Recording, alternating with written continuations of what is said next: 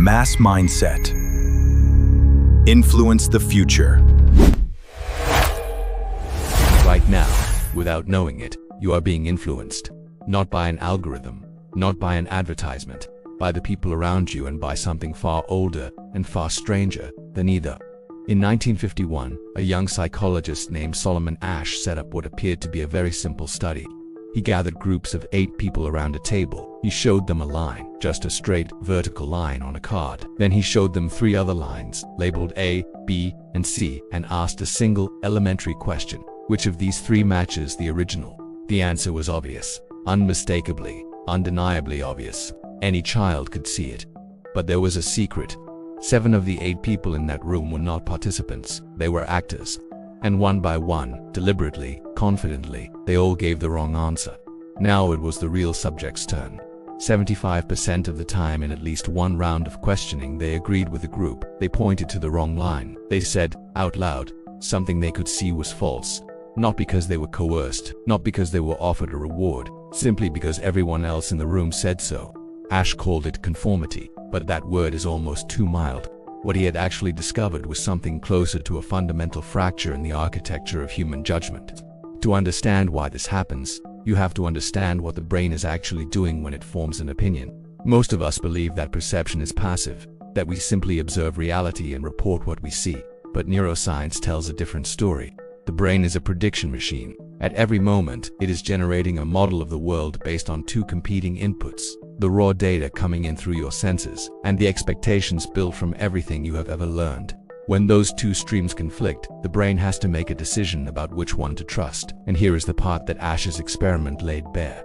Social consensus, the silent, collective agreement of a group, registers in the brain as a form of evidence, not metaphorically, neurologically. A 2005 imaging study by Gregory Burns at Emory University showed that when people conformed under social pressure, the activity wasn't primarily in the regions associated with conscious decision-making, it was in the regions responsible for perception itself. The group had literally changed what people saw. This is not weakness, it is not stupidity. It is, in fact, an incredibly sophisticated survival system that served our ancestors extraordinarily well. In a world where information was scarce and predators were real, looking to the group for cues was often the single most rational thing a human being could do.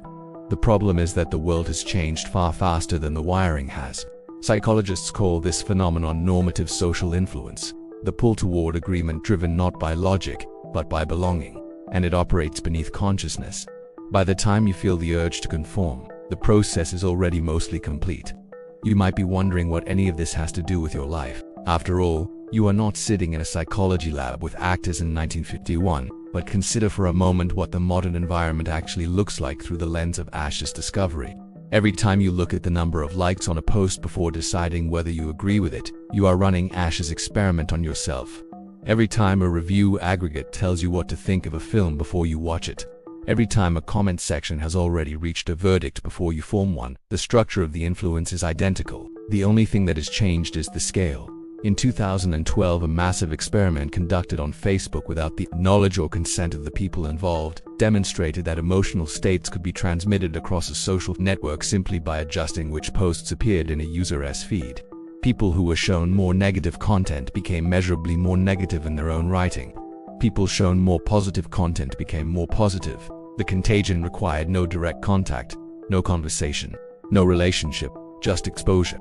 The researchers called it emotional contagion. What they were really describing was Asch's finding at civilizational scale.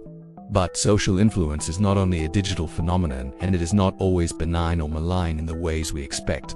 Consider the curious case of the Kitty Genovese incident in 1964, which became the founding myth of what psychologists Bibb Latané and John Darley termed the bystander effect. The original news reports claimed that 38 neighbors witnessed the attack and none called for help. The actual facts were more complicated, but the psychological pattern Latané and Darley documented in their subsequent research was real and reproducible. The more witnesses present during an emergency, the less likely any individual is to intervene. Each person looks to the others for a cue, and because everyone is looking at everyone else, the group reaches a collective paralysis, not out of indifference but out of misread consensus. The crowd's inaction becomes its own signal. If no one else is acting, perhaps nothing needs to be done. This same architecture explains phenomena as different as the housing bubble of 2008. the spread of medical misinformation, and the way fashion cycles move through populations. The mechanism beneath all of them is identical. We use the behavior of others as information, and when everyone is doing the same thing, that information feedback loop becomes self-reinforcing, divorced from the original question of whether the thing is actually correct or wise or safe. There is a detail in Asch's experiment that almost never gets discussed, and it is perhaps the most important finding of all. When he introduced a single ally, one other person who gave the correct answer, conformity dropped by roughly 80%. One person, not a majority, not an authority, just one other individual willing to say what they actually saw. This tells us something essential about the nature of influence that the darker interpretations of this research tend to miss. Conformity is not a fixed state. It is a dynamic equilibrium, and it is exquisitely sensitive to permission. People do not need to be rescued from the group. They need to be given the social cover to access what they already know. The psychologist Robert Cialdini spent decades studying the principles that govern this kind of influence. And one of his most counterintuitive findings was that the most powerful influencers are rarely the loudest voices in the room. They are the ones who understand how to make a particular behavior feel normal, inevitable, already underway.